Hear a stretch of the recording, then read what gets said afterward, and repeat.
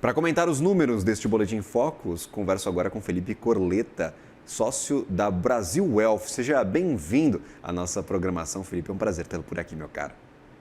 Bom dia, Gabriel. Bom dia para todo mundo ligado aqui no CNN Money. Prazer falar com vocês. Valeu, um ótimo dia. Inflação descendente nas projeções, são 5 semanas seguidas de revisão. Quais são as novidades? O que a gente pode, talvez, interpretar como fator causador destas revisões para baixo? Ainda estamos com inflação alta prevista para 2026, 3,97%.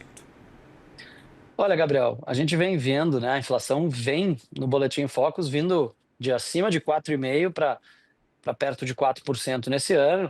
Isso refletindo alguns fatores, né? Eu acho que a inflação corrente, né, o IPCA, que vem se comportando, apesar de uma preocupação ainda dos economistas, especialmente em torno da inflação de serviços, que essa não arreda o pé e continua acima do esperado, né? Os demais itens da inflação todos reagindo à Selic alta, né? E trazendo essa inflação corrente para baixo.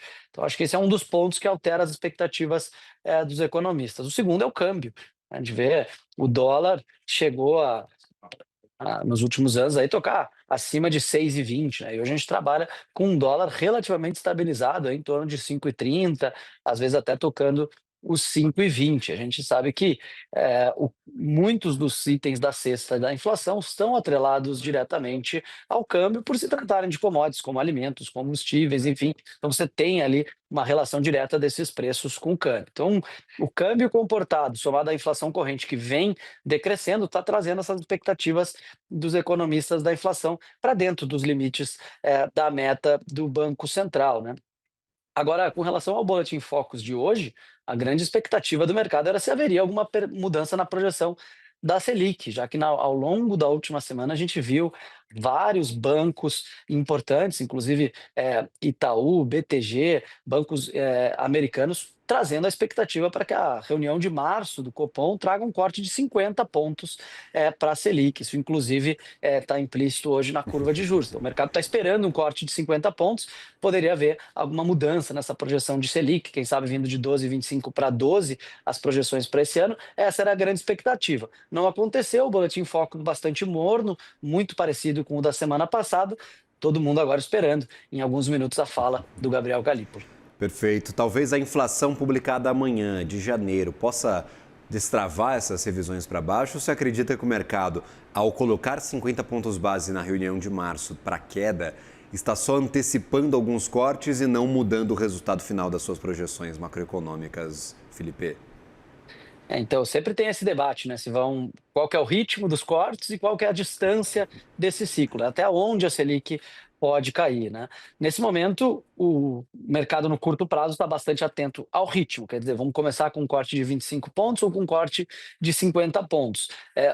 Hoje o Galípolo fala, isso pode pesar bastante nas expectativas, tá? Ele fala em seguida, com o mercado precificando um corte de 50, o que os investidores querem ver é o Galípolo não falar sobre isso, né? Se ele fala pouco, ou se ele tergiversar sobre o tema de política monetária, isso vai indicar que o mercado está precificando corretamente. Agora, se ele tiver um tom mais duro, isso pode fazer com que as expectativas mudem para um corte de 25 pontos. Com relação ao IPCA de amanhã, né? Então, a dinâmica de inflação que a gente tem visto e que é o principal ponto de atenção para amanhã. Inflação de serviços, né? Você tem uma Selic muito alta de 15% que está fazendo a inflação eh, reduzir em quase todos os seus espectros, né? Então, inflação de bens de consumo, inflação de habitação, inflação de preços administrados, por exemplo, esses são todos itens que estão convergindo, mesmo que lentamente, para a meta do Banco Central. O que preocupa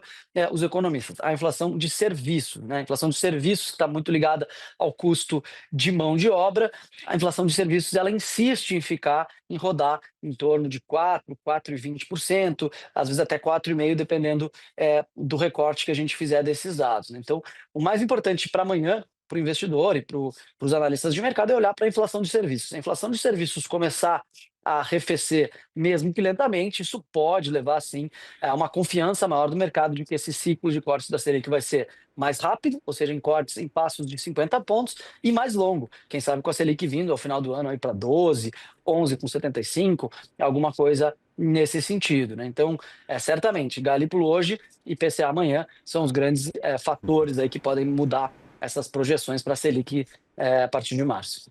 De certa forma, para dólar, talvez um ponto perdido nessas projeções, porque a gente não tem muito controle sobre as variáveis que impactam o câmbio. A gente tem projeção de 5,50, hoje o dólar está na faixa de R$ 5,19, hoje com queda forte.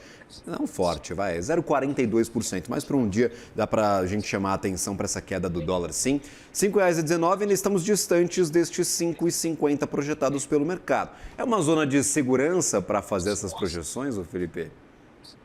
Olha, seria uma zona de segurança para compra de dólar, né? Se você confiar nas projeções dos economistas, você tem um espaço interessante de alta para o dólar até 5,50 no final desse ano, né?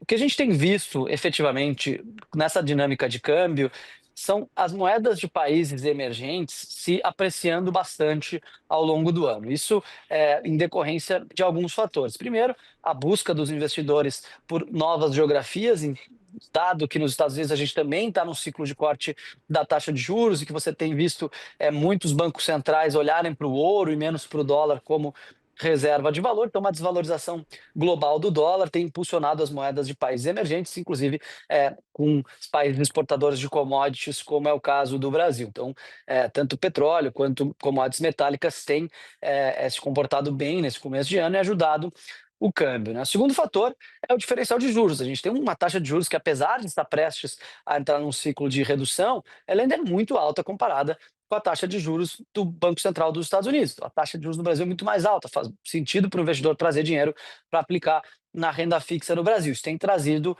fluxo. E o terceiro ponto que eu gostaria de destacar aqui com relação a essa queda toda do dólar, porque que o dólar está aí a 5,20, é com relação ao fluxo, né? Se a gente olhar o final do ano passado, você teve um fluxo de saída de moeda estrangeira do Brasil muito elevado, né? O dólar chegou a tocar 5,50, 5,60 ao final do ano, isso muito em função de um volume cavalar de dividendos que foi distribuído pelas empresas para tentar antecipar a taxação dos dividendos, que entra em vigor a partir dos dividendos distribuídos esse ano, né? Então você teve várias empresas listadas e não listadas na Bolsa distribuindo muitos dividendos ao final do ano passado para evitar justamente a taxação de 10% sobre dividendos que passa a valer a partir de agora, né? Então você teve esse montante todo de dinheiro saindo do caixa das empresas, indo para as pessoas físicas e muitas dessas transferindo esses recursos para o exterior.